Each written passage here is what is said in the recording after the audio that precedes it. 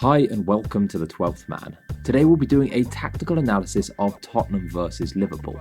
Mourinho and Klopp faced off again, with Klopp coming away with a 1-0 victory thanks to Roberto Firmino. The expected goals also favoured Liverpool, but perhaps not as much as some fans would expect. Let's dig into the tactics.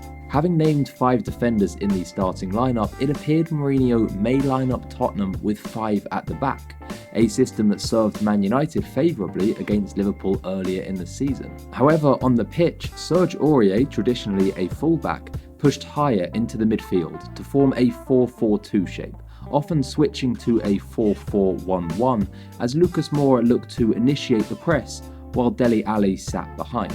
Liverpool lined up in their classic 4-3-3 formation.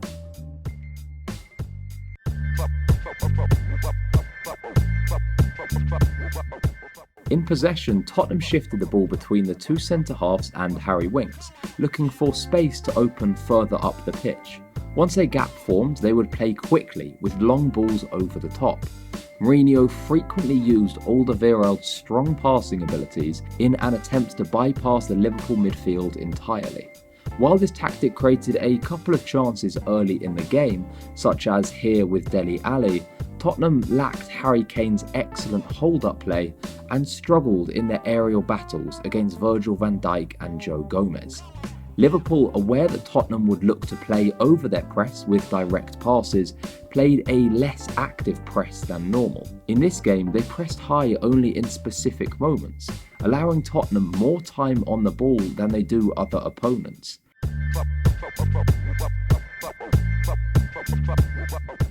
In possession, Liverpool built from the back, with Henderson slotting into a back 3 alongside Van Dijk and Gomez. Tottenham dropped very deep into a compact shape in defence, which allowed Liverpool to work the ball up the pitch without much difficulty. Consequently, the Reds finished the match with 67% possession.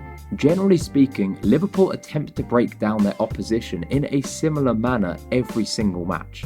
For other teams, this may be considered tactically inflexible, but it is due to the excellence of Liverpool's attack, not their unpredictability, which makes them so dangerous. Put another way, they're so lethal going forwards doing what they always do that they don't need to mix things up. In possession, the front 3 of Mane, Salah and Firmino will move narrow and attack the opposition with quick interchanges. Teams will look to close the spaces and make it difficult for these Liverpool forwards. However, this creates space wide for the fullbacks, Robertson and Alexander-Arnold, to run into and put in dangerous crosses. As 2 of the league's most prolific assist providers, Tottenham had to find a way to shut down their space. To do so, Aurier would frequently drop into the defence to form a back 5 when defending deep.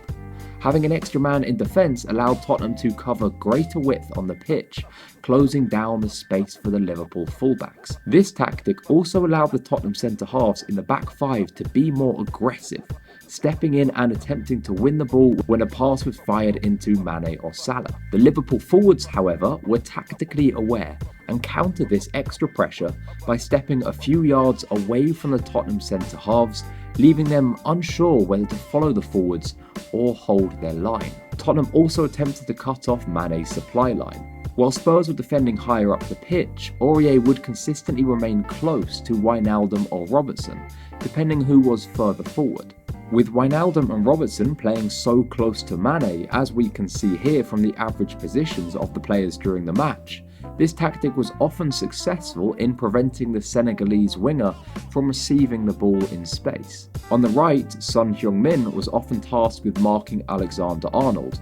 However, he marked less tightly than Aurier. Perhaps because Alexander-Arnold played a deeper role than Robertson or Wijnaldum, or potentially to give Son a better position in case of a quick counter-attack, to allow him more space from the fullback if a break is on.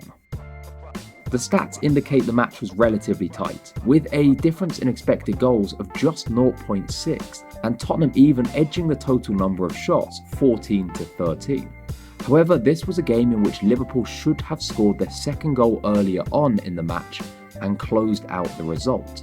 As they didn't, the team, in particular Gomez, looked more and more twitchy as the game went on, gifting chances to Tottenham on the counter. Tottenham also became braver, committing more men forwards, but were unable to find a late equaliser. If you're new here, welcome, and if you've enjoyed the video, make sure to subscribe for many more tactical videos just like this. What did you think of the game and the tactics employed by both managers? Make sure to comment below.